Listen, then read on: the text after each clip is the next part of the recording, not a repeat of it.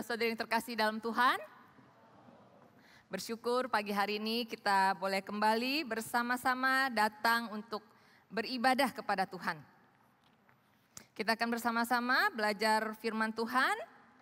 Saya mengajak kita untuk membuka Alkitab kita dari dua bagian. Yang pertama dari Amsal.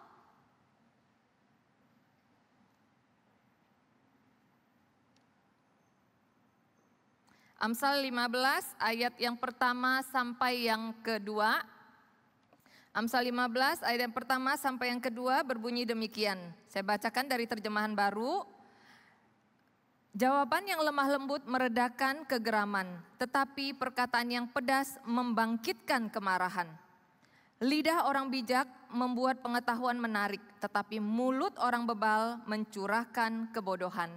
Bagian yang kedua saya akan bacakan dari Yakobus 1 ayatnya yang ke-19. Saudara-saudaraku yang terkasih, ingatlah hal ini.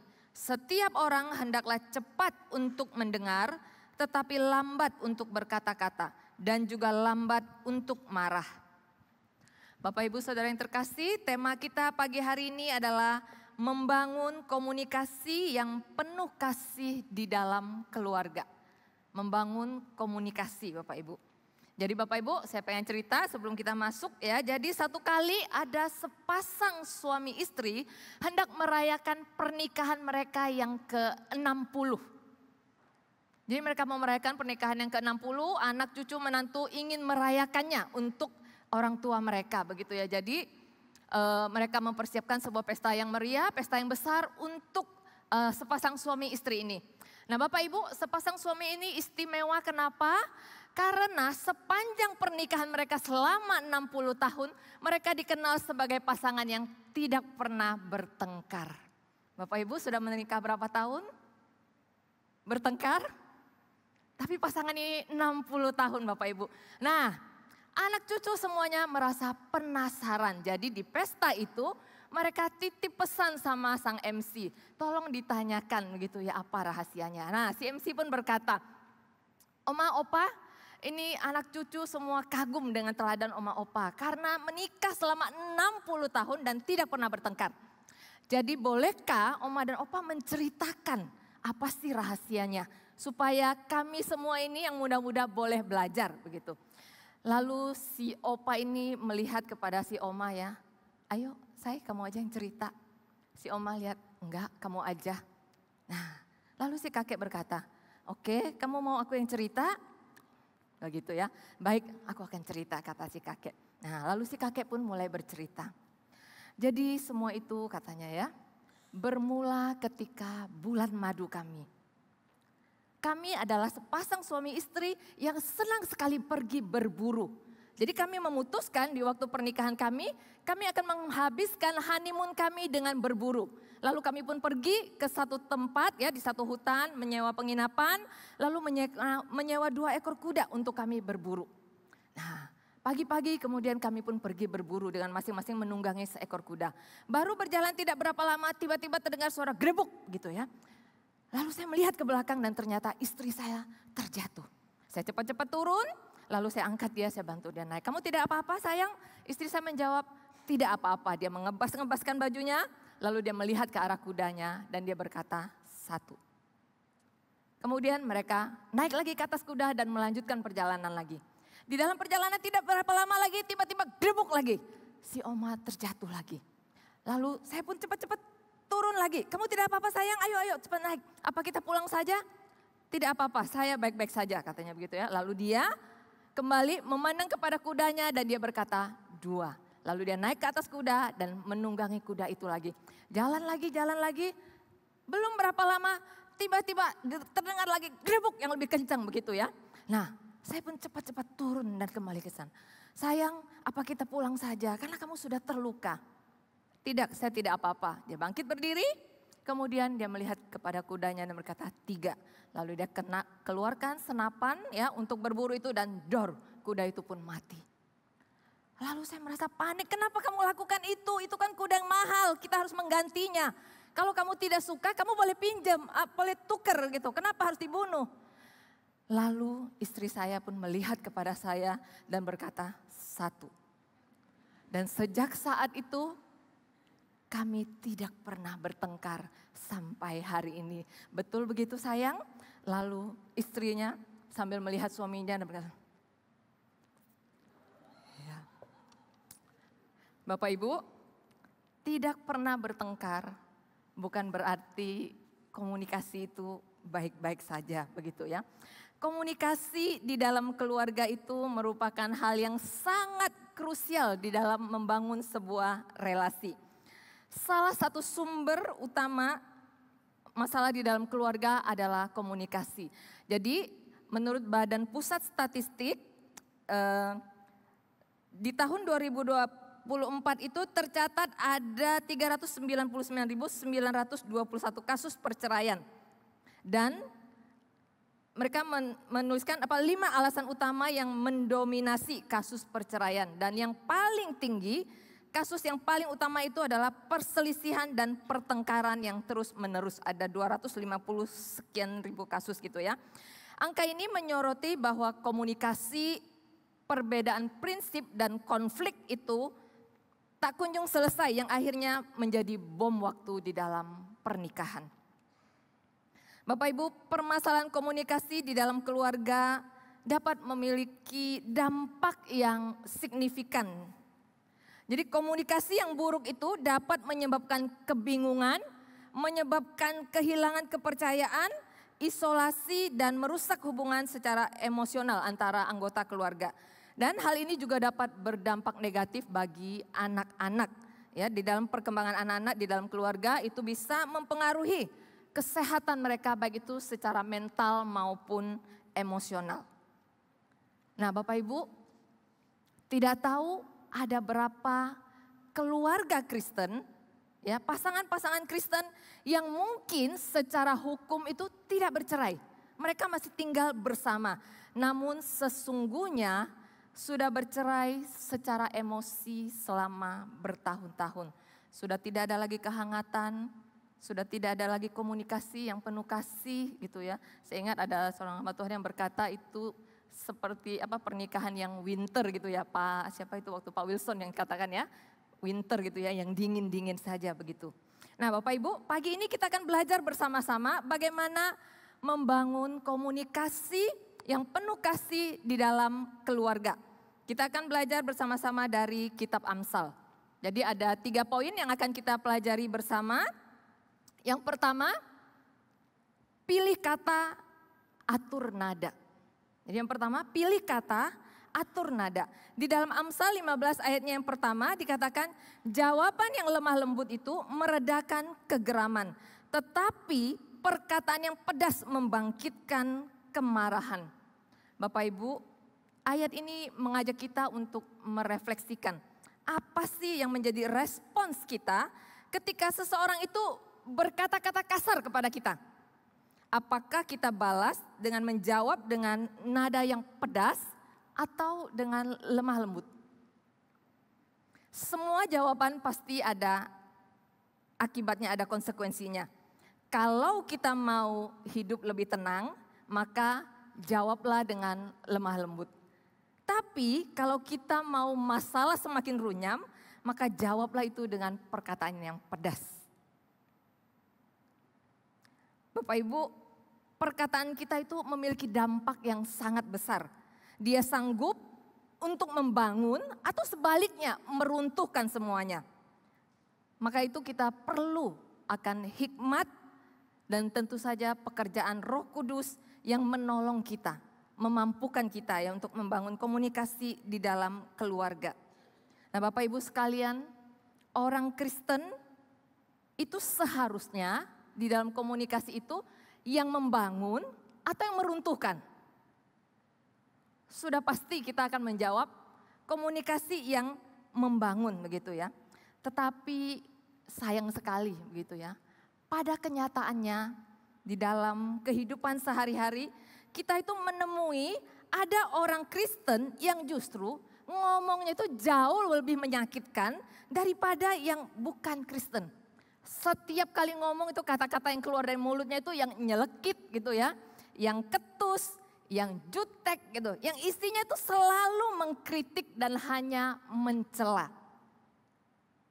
Atau ada lagi yang di luar sama orang lain itu ngomongnya baik gitu ya, ramah, sopan gitu ya. Kalau kita lihat, wah luar biasa ya gitu ini orang.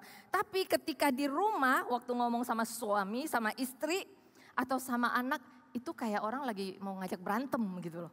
Ada ya Bapak Ibu ya, orang-orang yang seperti itu kita pernah ketemui.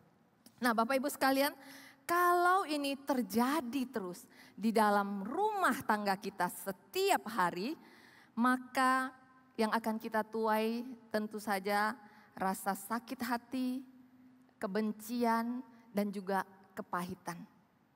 Maka itu Bapak Ibu, kita perlu memilih kata, mengatur nada. Kita diajarkan di dalam firman Tuhan yang tadi kita baca, hindari kata-kata pedas. Kata-kata pedas di sini itu yang artinya itu nada yang keras begitu ya, yang tajam yang bisa membangkitkan amarah. Nah, mau menggambarkan ini, kalau Bapak Ibu tahu kisahnya Nabal gitu ya. Nabal itu seorang peternak yang kaya, dia punya kambing domba di mana-mana. Nah, satu kali waktu pengguntingan bulu domba, jadi itu biasanya mereka mengadakan pesta, mengadakan jamuan gitu untuk orang. Nah, si Daud mengutus orang-orangnya untuk datang meminta sedikit makanan. Tapi si Nabal itu yang bebal ya, udah Nabal namanya bebal orangnya, dia itu menjawab dengan kata-kata yang kasar begitu ya. Dia menjawab dengan kata-kata yang pedas. Dia dengan angkuhnya berkata, siapa itu Daud? Siapa itu anak Isai? Sekarang ini ada banyak hamba yang lari dari tuannya. Dia tidak memberikan makanan dan ngomong seperti itu. Dan kemudian orang-orang Daud menyampaikan hal ini kepada Daud. Wah Daud waktu dengar itu ya, langsung naik darah ya, mungkin ininya kalau di kartun udah ada apinya gitu keluar gitu ya. Dia langsung bawa pasukannya untuk siap-siap memusnahkan si Nabal. Tapi bersyukur ya, si Nabal itu punya istri yang namanya Abigail. Istrinya itu seorang yang bijaksana, yang bisa berkata-kata dengan lembut begitu ya. Dia yang cepat-cepat datangin si Daud. Dia menjelaskan, dia meminta maaf, sampai akhirnya emosi Daud pun reda. Dan keluarga Nabal tidak jadi dimusnahkan oleh tangan Daud begitu. Bapak Ibu, saya ingat dulu waktu kecil mungkin ya orang tua saya itu kan nggak pernah belajar parenting begitu ya, nggak sekolah gitu. Jadi di dalam ketidakmengertian mereka, kalau ngomong sama anak-anak itu dikit-dikit kata yang keluar itu bodoh kamu, tidak berguna. Cuman ngabisin beras gitu ya, kalau Bapak Ibu ngerti bahasa Ciu-ciu ya, papa saya tuh kadang atau mama saya tuh suka ngomong ciadiobi ya. Ya, jadi setiap kali tuh dengar kata-kata seperti itu begitu. Kata-kata ini melukai dan membekas di dalam hati saya. Sekolah pun ketika dapat ranking tidak pernah ada satu pujian yang keluar dari mulut orang tua. Hal ini membuat saya bertumbuh menjadi anak remaja yang minder gitu ya. Yang tidak percaya diri, yang selalu merasa saya itu tidak berguna. Saya itu nggak bisa apa-apa. Tapi bersyukur saya bisa mengenal Tuhan ya. Dengan kasih Tuhan, Tuhan memampukan saya akhirnya belajar untuk mengerti kondisi mereka. Untuk belajar mengampuni mereka. Dan saya juga berusaha untuk tidak melakukan hal yang sama kepada anak-anak saya. Jadi bukan berarti sudah sempurna, sudah bisa, tetapi itu semua adalah proses begitu ya. Belajar untuk tidak melakukan kesalahan yang sama, baik itu kepada anak maupun kepada pasangan begitu. Nah Bapak Ibu, Amsal ini mengingatkan kita jangan membalas kemarahan dengan kemarahan. Tetapi balaslah dengan kata-kata yang lemah lembut. Kata Ibrani lemah lembut itu menunjukkan sebuah pilihan yang disengaja. Jadi itu kita memilih untuk merespon dengan sengaja, dengan tenang dan dengan kata-kata yang menyejukkan. Jadi seperti kita itu menyiram bara api ya dengan air yang dingin begitu untuk meredakannya. Tapi sayangnya Bapak Ibu dalam kehidupan kita sehari-hari, di dalam berkeluarga, hidup bersama pasangan ya. Pada kenyataannya itu kita itu tidak bisa mencegah ataupun mengatur orang lain untuk tidak berbicara pedas atau kasar kepada kita. Tetapi Bapak Ibu ada satu hal, kita dapat menentukan bagaimana respons. kita kepada kata-kata tersebut. Kita tidak bisa mengatur orang lain mau ngomong apa ke kita. Tapi kita bisa menentukan, kita bisa mengontrol bagaimana kita merespons kata-kata tersebut. Pendeta Paul Gunadi pernah berkata begini ya. Mengatakan yang benar dan mengatakan dengan benar. Mengatakan yang benar ini berbicara tentang konten, isi apa yang kita mau ngomongkan. Dan mengatakan dengan benar itu berbicara tentang caranya. Saya kasih contoh sederhana. Ketika kita mau menyuruh anak-anak belajar. Ini kan banyak mama-mama ya di rumah ya, papa gitu ya. Yang punya anak-anak yang mungkin masih kecil gitu. Ketika menyuruh anak belajar itu betul apa salah? Betul ya Bapak Ibu ya, kita menyuruh anak-anak itu belajar itu betul. Tapi bagaimana cara kita menyampaikannya? Kita bisa memilih dua cara. Kalau dulu anak-anak masih kecil ya, saya juga agak susah mengontrol emosi. Ngomongnya begini, boy ini udah jam 8 kenapa lu belum belajar ini, ayo ini PR banyak ini cepat kerjakan lu. Pokoknya bla bla bla panjang begitu kan, ngoceh sampai padahal intinya cuma suruh belajar begitu. Tapi panjang ocehannya. Atau kita dapat memilih begini. Boy, ini udah jam 8, udah waktunya belajar. Yuk kerjakan PR-nya biar gak kemalaman. Bapak Ibu, itu pilihan cara kita menyampaikannya. Itu menentukan responsnya orang lain juga.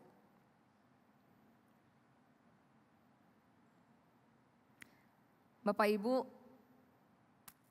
pilihan perkataan kita itu menentukan apa yang akan terjadi. Maka kita pilih perkataan dengan cermat dan biarkan perkataan kita itu mencerminkan kebenaran dan kasih Allah. Seperti Tuhan Yesus sendiri yang memberikan teladan dengan selalu mempergunakan kata-kata yang bijak yang keluar dari mulutnya. Sehingga orang-orang yang waktu mendengar dia mengajar, melihat Tuhan Yesus, orang-orang itu menjadi terheran-heran. Mari kita bersama-sama belajar untuk memilih kata dan mengatur nada dengan tepat di dalam keluarga ya ketika kita berkomunikasi. Yang kedua Bapak Ibu, jaga emosi, kontrol diri. Jaga emosi, kontrol diri. Yakobus 1 ayat 19 mengatakan, saudara-saudaraku yang terkasih, ingatlah hal ini. Setiap orang hendaklah cepat untuk mendengar, tetapi lambat untuk berkata-kata dan juga lambat untuk marah. Lambat marah. Perintah untuk lambat marah ini selaras dengan karakter Allah yang digambarkan sebagai lambat marah dan berlimpah kasih setia. Jadi lambat marah ini mengajak orang percaya meneladani kesabaran. Jadi kesabaran dan pengendalian diri Allah. Karena kemarahan manusia itu Bapak Ibu tidak mengerjakan kebenaran di hadapan Allah. Kemarahan pada kenyataannya adalah emosi yang sangat berbahaya. Yang bisa membuat kita itu jatuh dalam dosa sewaktu-waktu. Kemarahan itu kita bisa umpamakan seperti seseorang yang sedang berdiri di tepi jurang. Yang kalau kepleset dikit langsung jatuh ke dasar jurang gitu ya. Jadi itu sangat berbahaya dan mengakibatkan dosa. Karena itu Bapak Ibu, ketika kemarahan itu muncul dalam diri kita, kita harus segera menarik diri. Kita perlu belajar untuk meredam kemarahan dengan mengingat akan kasih Kristus. Seperti yang dikatakan firman Tuhan di dalam Efesus 4 ayat 26 sampai 27 yang berkata, apabila kamu menjadi marah, janganlah berbuat dosa. Janganlah matahari terbenam sebelum padam kemarahanmu. Dan janganlah beri kesempatan kepada iblis. Bapak Ibu, saya rasa Bapak Ibu pasti pernah ya menemuin orang yang dijuluki sumbu pendek.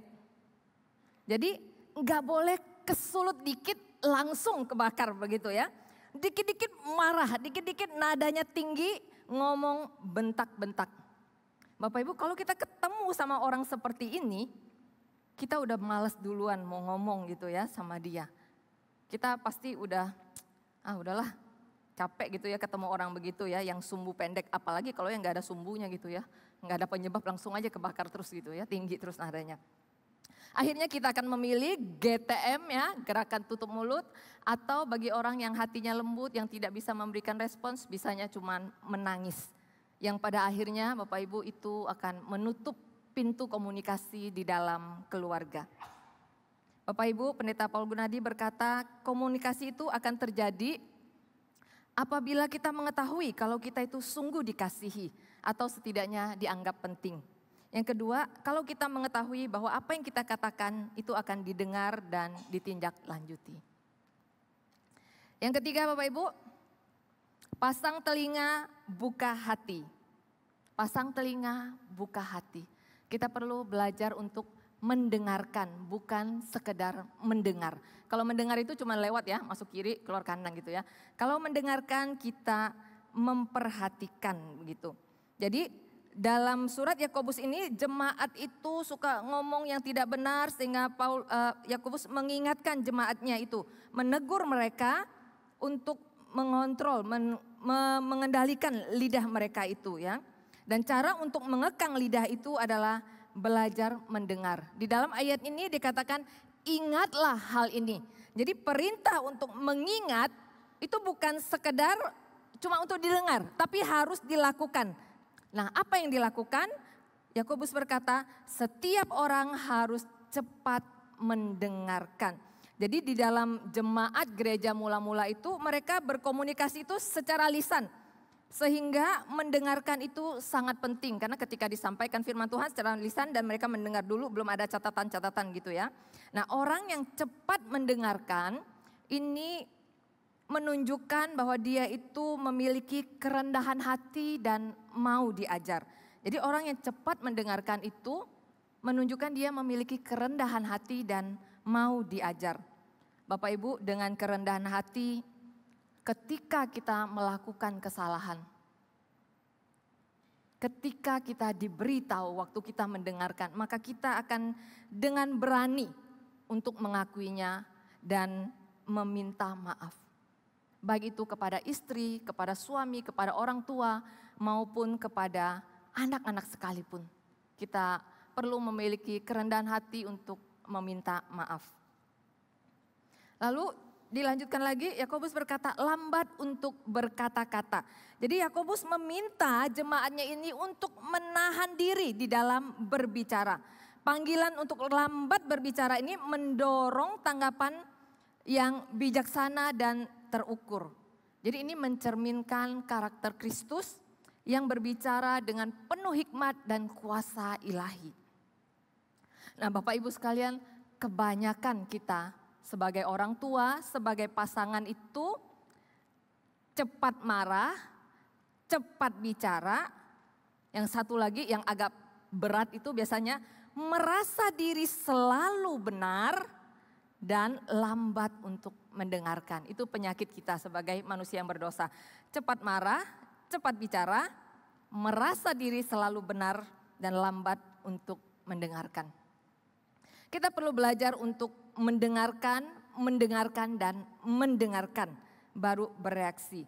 Jadi mendengarkan itu adalah sebuah kebiasaan yang perlu dikembangkan dengan sengaja. Jadi perlu dikembangkan dengan sengaja.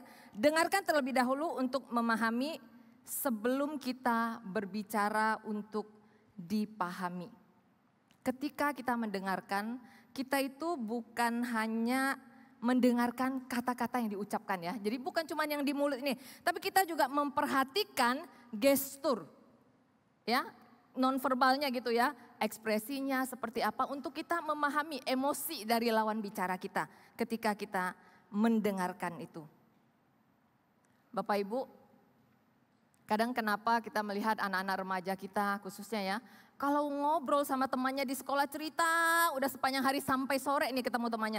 Pulang rumah malam masih telepon berjam-jam. Cerita kayak gak ada habisnya. Tapi kalau sama kita ditanya jawabnya, cuman begitu doang. Nah, coba kita periksa diri kita gitu ya. Apakah selama ini kita sudah mendengarkan anak-anak kita, mendengarkan pasangan kita? Atau kita lebih banyak menguliahi gitu ya, menceramahi anak-anak atau pasangan kita. Nah Bapak Ibu, aturan sederhana untuk kita membangun komunikasi, ini juga saya sudah sampaikan di waktu retret keluarga begitu ya, waktu kapsel. Jadi yang pertama adalah selalu ada ketika anggota keluarga ingin berbicara. Jadi jangan selalu kita sibuk dengan urusan di luar, dengan urusan orang lain sehingga pasangan mau ngobrol. Ketika istri atau suami sedang cerita, kita sibuk dengan HP kita, padahal yang kita lihat cuma scrolling gitu ya, lihat TikTok, lihat apalagi sih namanya itu, feed gitu ya yang cepat bener gitu. Padahal pasangan kita lagi ngomong, anak kita lagi ngomong. Dengarkan begitu ya. Lalu beri perhatian penuh kepada pasangan saat atau anak ya saat mereka bercerita begitu. Itu beri perhatian penuh, dengarkan. Saya pengen cerita ya ini ya. Ini karena jadi pelajaran berharga buat kami. Jadi anak saya yang kecil itu suka cerita. Satu kali habis makan begitu, duduk di meja makan, lalu dia bilang, "Papa, Mama, Hovan mau cerita." Oke, silakan cerita Dek gitu kan ya. Tapi papanya waktu itu kan pas lagi sibuk gitu ya, sambil jawab-jawabin WA begitu kan. Dia cerita dengan serunya, udah selesai terus dia bilang, "Papa, Papa tadi dengerin gak Hovan cerita?" Papanya jawab, "Iya Dek, Papa dengerin." Dia konfirmasi, "Papa bener dengerin Hovan?" "Iya Dek." "Oke Papa, sekarang coba Papa beritahu Hovan, tadi Hovan cerita apa?" Papanya langsung bingung kelabakan begitu ya, mau jawab apa. Dan akhirnya papanya sadar ya gitu ya, salah. Akhirnya, "Iya Dek, sorry Dek, tadi Papa lagi urus kerjaan. Boleh gak Dedek cerita lagi?" Baru akhirnya dia ngoceh-ngoceh dikit tapi dia cerita lagi. Jadi kita perlu mendengarkan, beri perhatian penuh waktu kita mendengarkan pasangan atau anak kita bercerita.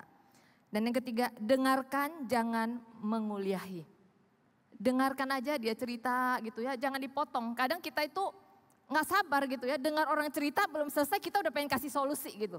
Nah kita belajar untuk mendengarkan sampai selesai baru kita kasih solusi. Bapak Ibu, Pendeta Paul Gunadi berkata, komunikasi dalam keluarga itu dapat disamakan dengan peran jantung di dalam tubuh. Sama seperti jantung yang memompa darah ke seantero tubuh, komunikasi memompa kehidupan ke seantero keluarga. Jadi seberapa sehatnya keluarga dapat diukur dari berapa sehatnya komunikasi di dalam keluarga. Bapak Ibu sekalian, kita sudah bersama-sama belajar ya, ada 3 poin, pilih kata, atur nada, jaga emosi, kontrol diri. Dan yang ketiga, pasang telinga, buka hati. Saya ingin kita bersama-sama merenungkannya, bertanya kepada diri kita sendiri. Dari 3 poin yang ada ini, mana yang saya paling sulit untuk melakukannya? Lalu pertanyaan yang kedua, apa yang harus saya lakukan untuk memperbaikinya? Mari kita berdoa. Bapa di surga, terima kasih untuk firman-Mu pada hari ini, yang boleh mengingatkan kami ya Tuhan, untuk belajar membangun komunikasi yang saling mengasihi di dalam keluarga. Kami sebagai orang-orang yang berdosa ya Tuhan, ketika berkumpul bersama di dalam keluarga, seringkali yang terjadi adalah kami saling menyakiti, saling melukai satu dengan yang lain. Kami membutuhkan Tuhan, kami membutuhkan kasih yang dari Tuhan, hikmat yang dari Tuhan, memberikan kami kerendahan hati untuk mau belajar ya Tuhan, mengusahakan yang lebih baik lagi untuk keharmonisan di dalam keluarga kami, sehingga ada komunikasi yang hangat, ada keterbukaan satu dengan yang lain, sehingga kami boleh menjadi keluarga yang menjadi saksi Kristus, yang mencerminkan kasih di dalam keluarga kami, dan kami boleh membagikannya kepada orang lain di luar sana. Terima kasih Tuhan Yesus, kami manusia yang terbatas, jikalau dengan kemampuan kami, maka kami tidak sanggup ya Tuhan. Tapi kami membutuhkan Tuhan untuk menuntun kami, untuk menggandeng tangan kami, sehingga kami boleh dimampukan. Ubahkan kami di dalam segala keterbatasan kami ya Bapa. Terima kasih Tuhan Yesus. Di dalam nama Tuhan Yesus, Juru Selamat kami yang hidup, kami bersyukur, kami berdoa. Amin.